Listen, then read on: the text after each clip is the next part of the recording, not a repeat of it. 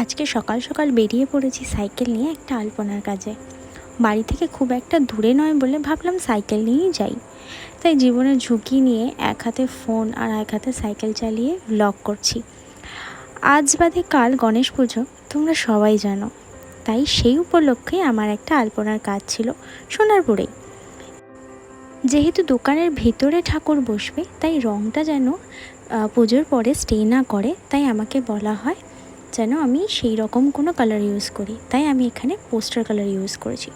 ফ্লোরটা সাদা বলে ভেবেছিলাম আমি প্রথমে একটু লাল রঙটা চাপিয়ে তার উপর সাদা দিয়ে কলকা করব, কিন্তু পোস্টার কালারে সেটা হবে না।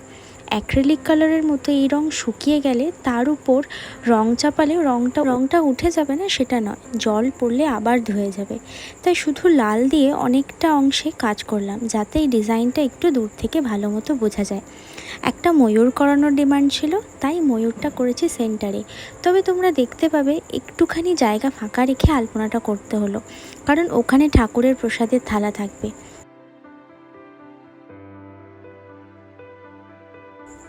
এখানে আমি রেডের সাথে একটু হলুদ মিশিয়েও কাজটা করেছি, যাতে জায়গাটা একটু ভরা ভরা লাগে। তবে আজকে আলপনার কাজে গিয়ে একটা অদ্ভুত জিনিস লক্ষ্য করলাম। যারা মণ্ডপে ঠাকুর দেখার জন্য আসছিল, তাদের বেশিরভাগ জনেরই হয় হাত বা পা নেই, অথবা কেউ অন্ধ, অথবা কোনো দুর্ঘটনার ফলে কারোর পুরো শরীর পুড়ে গেছে। জানি না এটা অদ্ভুত ছিল নাকি শুধুমাত্র তারাই ঠাকুরের দর্শনের জন্য এসেছিল, কিন্তু তাদের চোখে ছিল খুব সুন্দর এক ভক্তি। ভগবান আমাদের অনেক কিছু দিয়েই পাঠায়, তাও আমরা ভাবি আমাদের হয়তো ওটা থাকলে ভালো হতো, হয়তো সেটা থাকলে ভালো হতো, কিন্তু সেই জিনিসটা হয়তো অন্য কারোর কাছে থাকে না। আমরা সবসময় নিজেদের দুঃখটাই বেশি বড় করে দেখি, কিন্তু হতে পারে আমাদের থেকেও বেশি কষ্টে অন্য মানুষ আছে। তাই সবসময় যেটা আমাদের কাছে রয়েছে সেটা নিয়েই খুশি থাকা উচিত। সবশেষে এটাই চাইব ভগবানের কাছে, সকলে যেন ভালো থাকুক, সবাইকে যেন ঠাকুর ভালো রাখুক, সবার মঙ্গল করুক।